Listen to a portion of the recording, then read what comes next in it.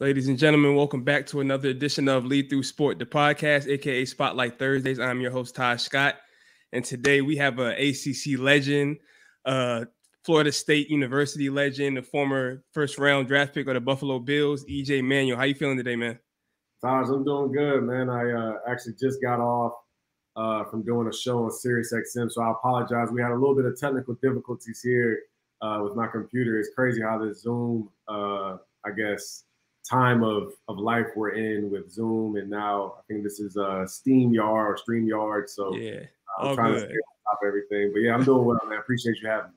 Absolutely. I appreciate you being on, man. So before I get started, I'd like to let the audience of what this platform is about. So Lead Through Sport is a platform that spotlights former and current athletes, entrepreneurs, and creatives on their journey to success, providing people with knowledge nuggets for life. And of course, who better than somebody like you from the crib too, Virginia Beach, man.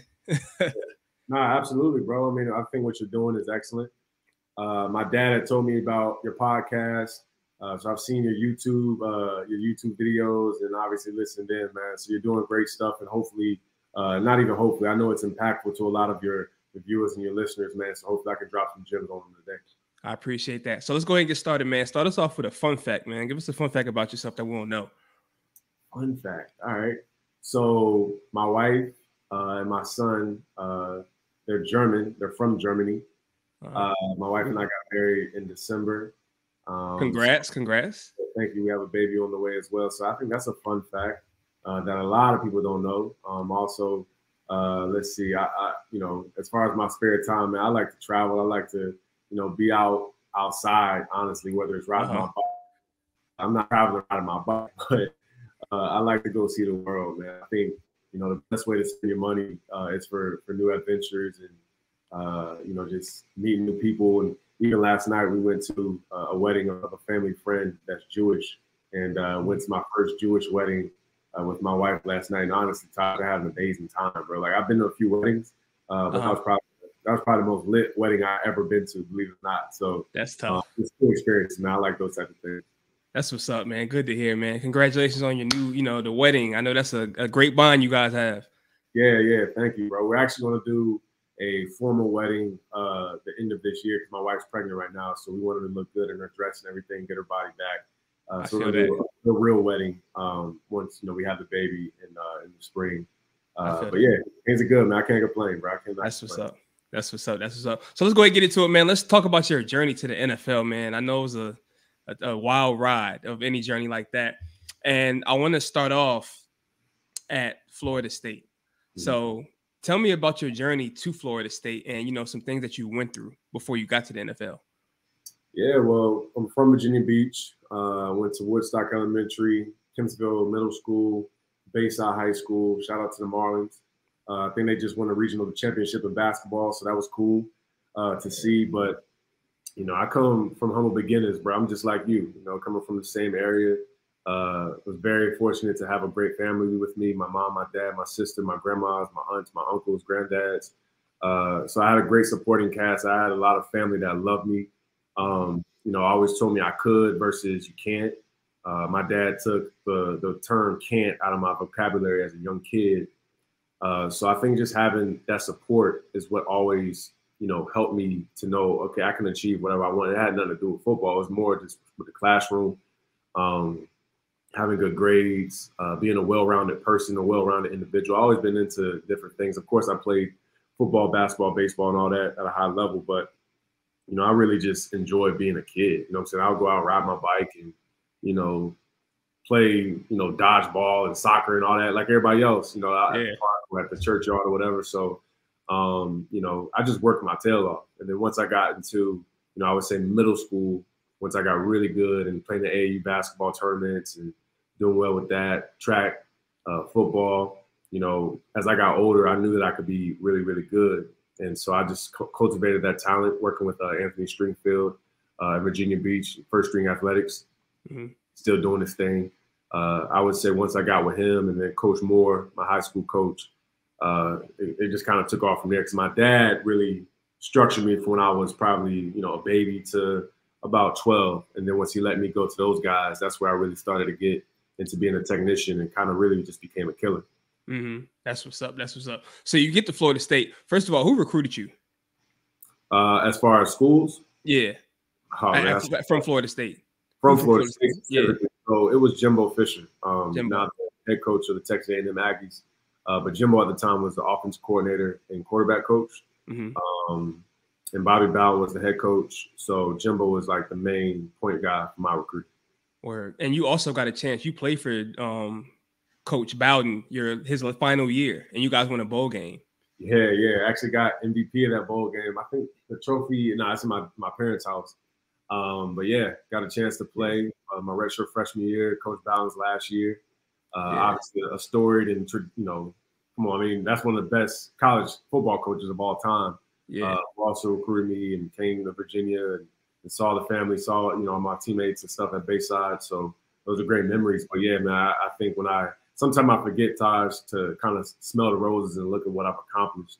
Coming from Virginia Beach, there's a lot of athletes, but there's a lot of dudes that didn't necessarily make it because of decision making or getting in trouble or the grades not being good enough. So I'm just, honestly, at this point in my life, just thankful and grateful that I had people that told me I could.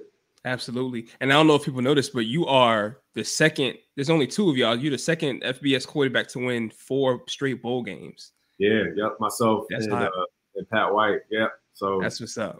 Had a chance to play in all the bowl games when I was in college. I think the first was the Gator Bowl versus West Virginia.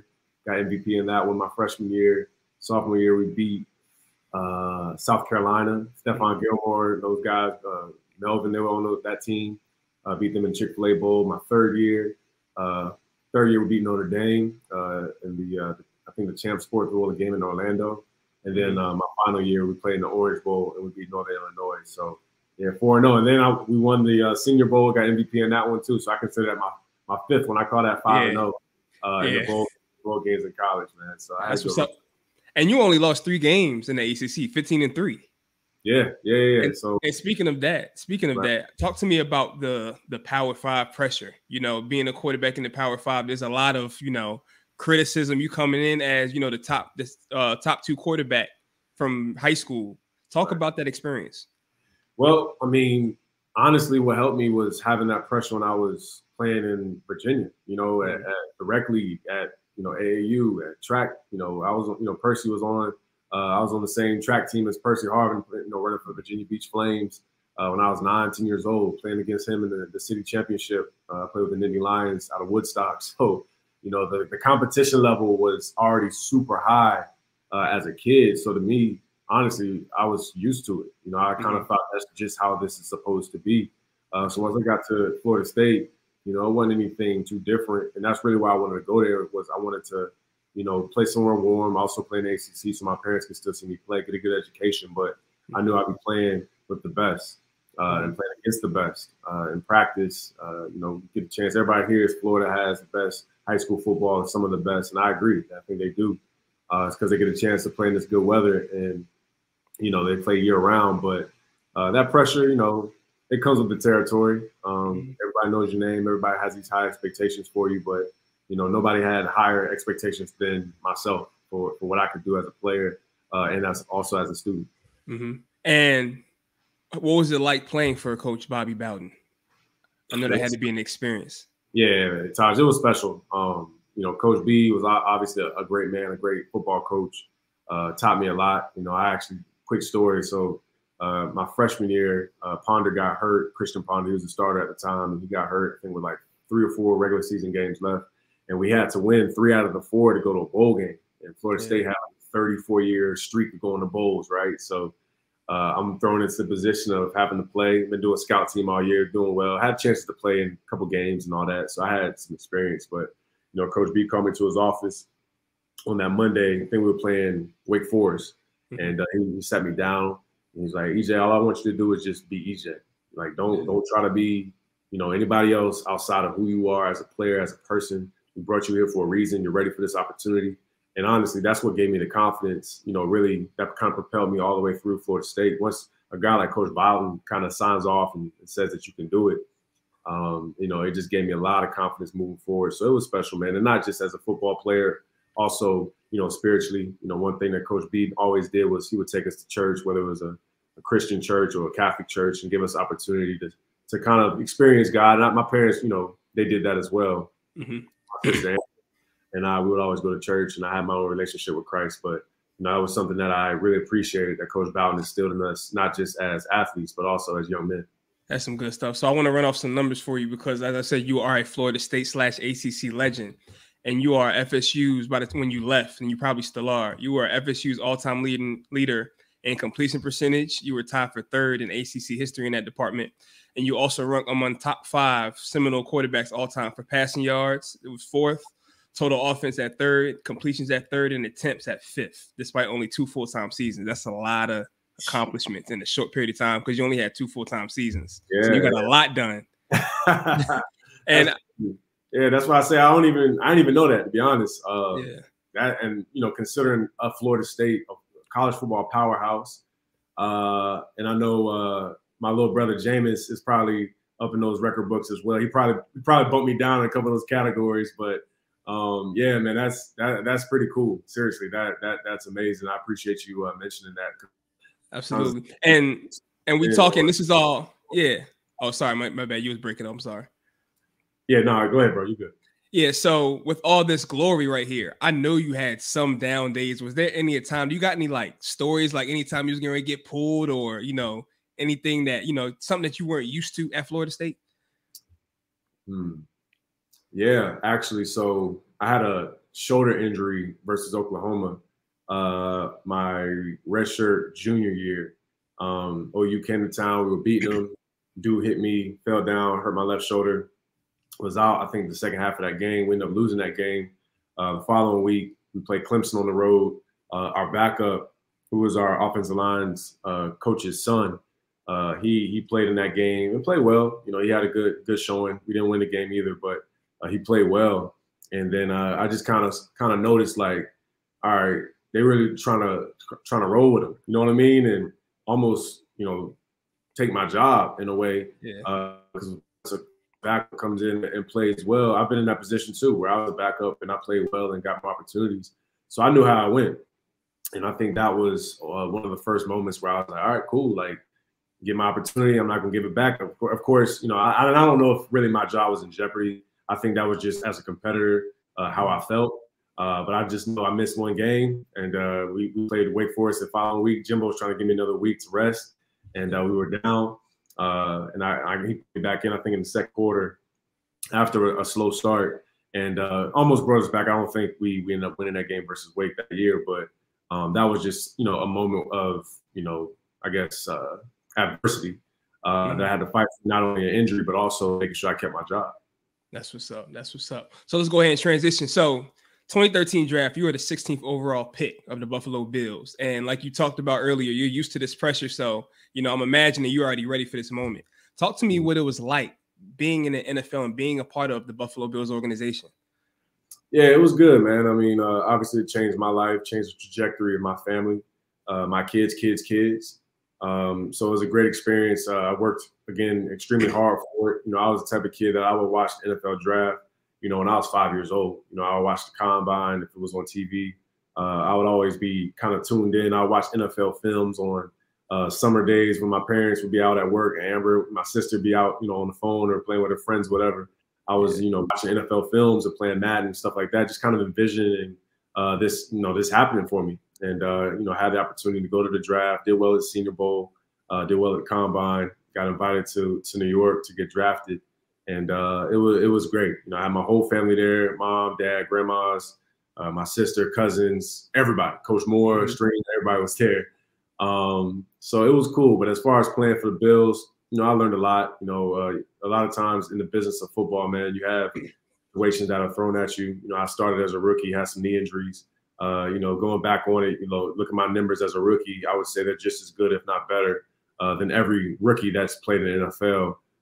Just that second year, after the first 4 games, I basically demoted for another quarterback. Decision made by the head coach at the time. Didn't agree with it. But, looking back on it, I don't think I had the support as well, like from my agent even, to say like, hey, well, what's the plan for EJ? Okay, if this is the decision you're making, what's the 5-6 year plan for him, to kind of continue to grow, continue to develop? Because even now, they talk about a guy like Jalen Hurts, Kyler Murray, other quarterbacks that were young, taken high. They give those 2-3 years, to actually really develop and see who they can be. and I knew I could play, and I just didn't necessarily get that opportunity.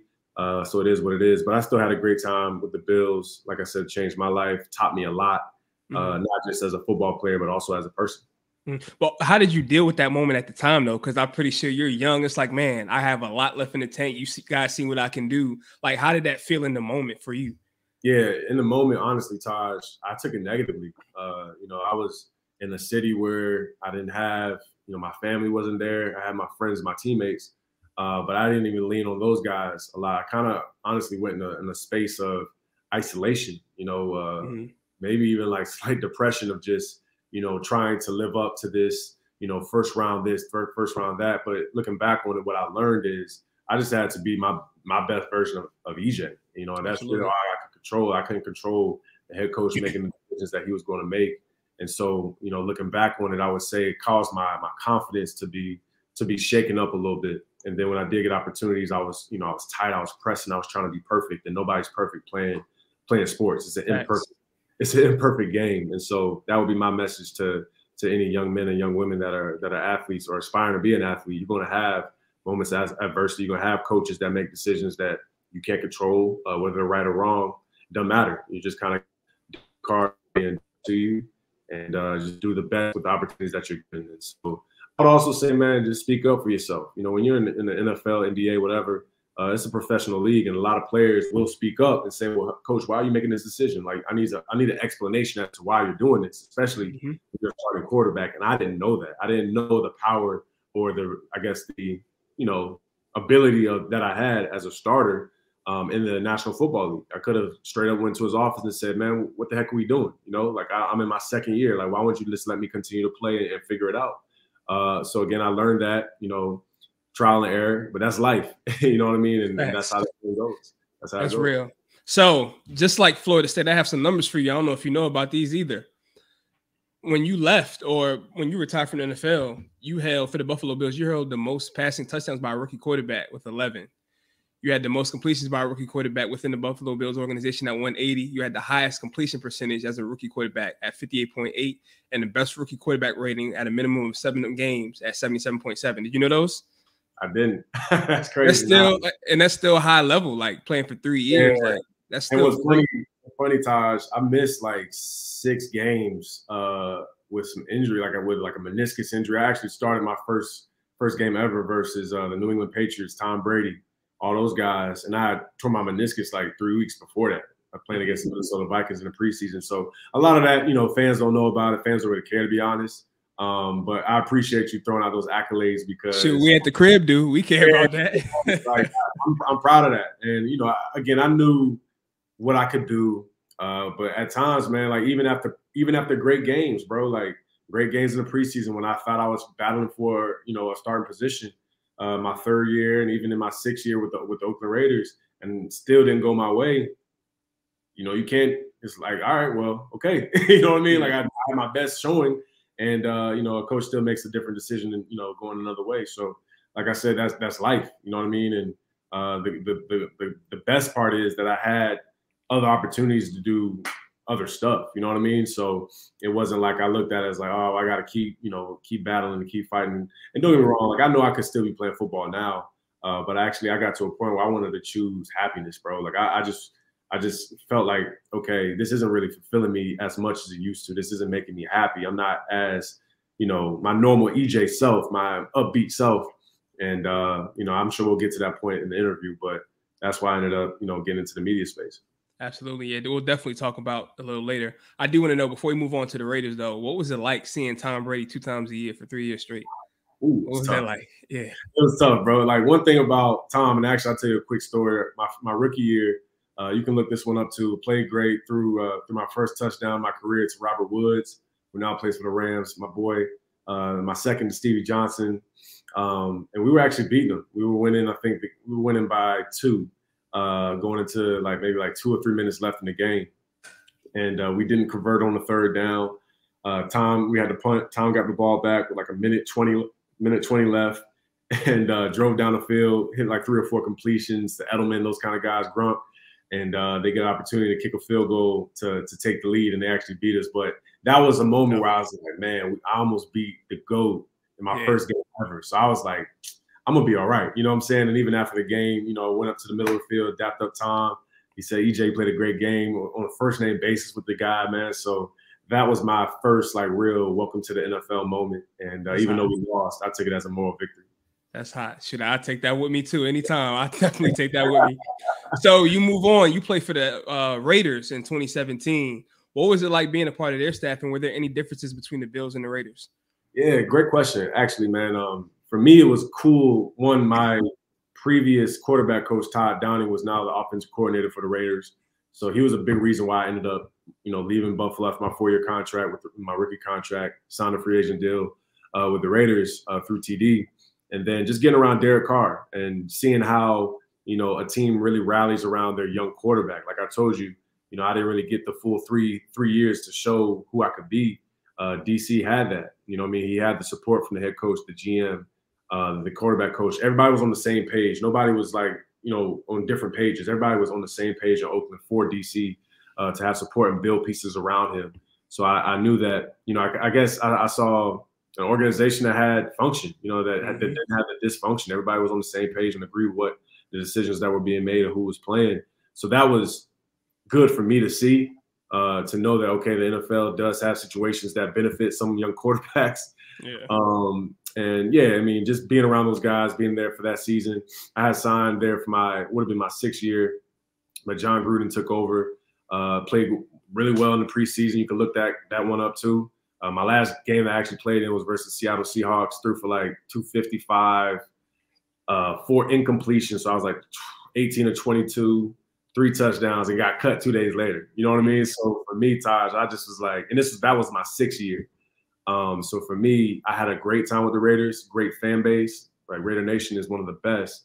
But again, just kind of biting the dust with the business of the game and just kind of having to, you know, keep it pushing, stay strong.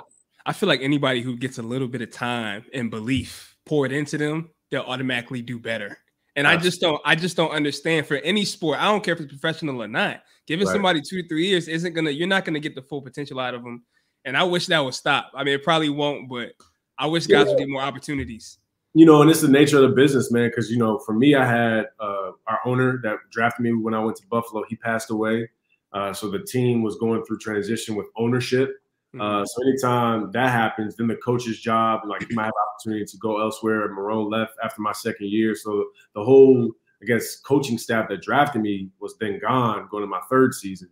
They hired Rex Ryan, Greg Roman, offensive coordinator, who brought in their own guys. That's when Tyrod got there, Matt Castle.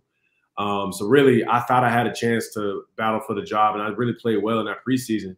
But, you know, I've had conversations since to say, you ain't have a shot. You know what I mean? And so, you know, I still play really well, put my best foot forward. But sometimes, man, that's just how situations go. They're not in your favor. But, you know, in the back end, bro, like now here, 2022, I know God doesn't make any mistakes. And, you know, I'm so happy where my life is now, you know, off the field, honestly, man, and the things I've built for myself, you know, in the media space and things like that. But yeah, looking back on it as a competitor, of course, you know that you can still get down in the sense that you can still play, you know, I mean, you can still ball, but, you know, sometimes the situation's not there for you. Gotta open another door or kick another door open.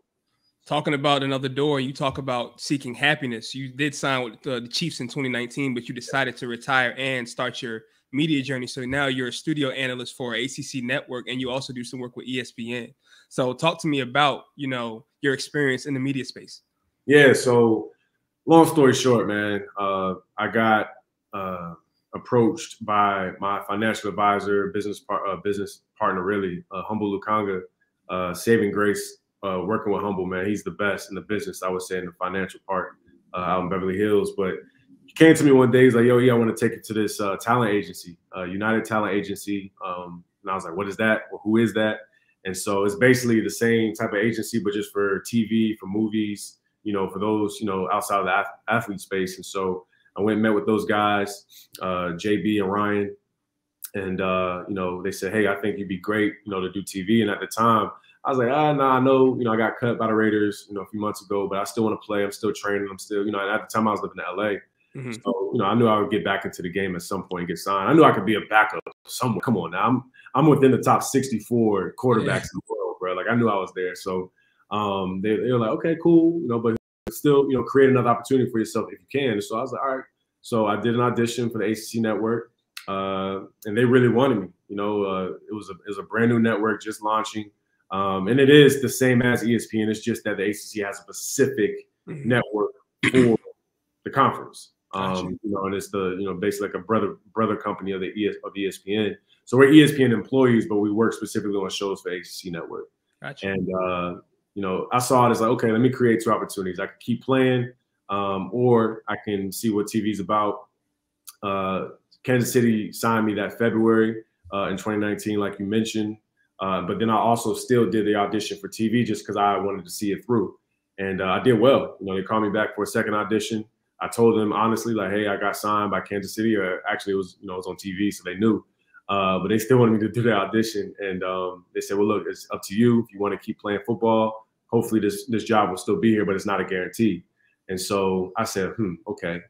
Could I continue, maybe play my 7th year, move forward in my football career, play for a Super Bowl winning team, or, start my second dream job and just find some happiness, start traveling, start enjoying life. Like a lot of things I missed out on was because I was always training and focusing on sports. So I ended up, going to Kansas City for like 3 or 4 months during OTAs. Ended up telling Coach Reed just like this, like, hey, Coach, I'm gonna go do TV. He's like, what you mean? And hey, Coach, I'm gonna move on and retire. I had to retire to get out of that contract to sign the ESPN contract. So funny enough, man, they actually called me back that August to come back and play. But, to me, I'm the type of guy that once I make a commitment to something, I'm gonna stick by it. ESPN's been good to me. And that was so that offseason, that would have been the 2020-2021 season. You would have been a part of the Chiefs if you would have signed. 2019-20 season. So the season the Chiefs won the championship, won the Super Bowl. I would have been on that team. Yeah, I'd have been on that team. I got you. It's all good though, because it's really what matters is internally, bro. Yeah, and you know that, like you speak of. Yeah. Look, I mean, I've been through a lot. I didn't really go through a ton of adversity as a kid because my parents and my sister, they really, kind of covered me from a lot of that. And I was really successful in sports. But as I got into my early years in the league and stuff, just going through the ups and downs, listening to, critics of, the media people, or getting nasty messages on Instagram, Twitter, and all that kind of stuff, I let that bother me too much. And, I shouldn't have, because nobody could do what I could do outside of the guys I was playing with. And we all had respect for each other because we knew the grind. We knew how hard it was to make it to where we were. So those opinions matter, not the other ones, Absolutely. Naturally, those are usually the louder ones as a competitor. Yeah. So I had to learn to shut that noise off and just focus on what you're doing. But yeah, I just started going after what made me happy and just what brought me, fulfillment. And I ended up meeting life, from I don't know if I met my family if I was still playing ball, to be honest. I don't know what headspace I'd be in or where I'd be living or what. So it worked out good. It's the truth. I know that social media world is real wild, but somewhere you'll always be loved and respected is the 757 all the time, for real. Absolutely. Nah, no doubt. And look, I'm so proud. And it's funny, if you watch me on ACC Network, ESPN, or whatever, if it's a kid that I'm talking about that's from the crib, I'm always shouting out the 757, making sure that people know that we play great football, we play great basketball, we play great baseball, we play great track, we play great golf. Like every sport and every type of athlete comes from our area, man. And, I'm so proud to be from Virginia. And it's not even just the whole state. It's that small 7-city pocket of the north, I guess, the southeastern part of VA, where we come from, man. And yeah, I know the love is always there for me in 7-5. That's never something I ever question. I already know that. So absolutely. So before we close, I want to play a quick game with you. It's called W2. So I'm gonna ask you a set of questions, and I'm gonna ask you to pick one and explain your reason why. All right? I like that. So if you could go back, today players, whether it's before the game, after the game, at a draft, it's all about the drip. It's all about what you wear, making fashion statements. If you could go back to your 2013 draft, would you change your fit? And I seen your fit. It was pretty good. But would you change it if you had a chance? Yeah, I'd change it. Yeah.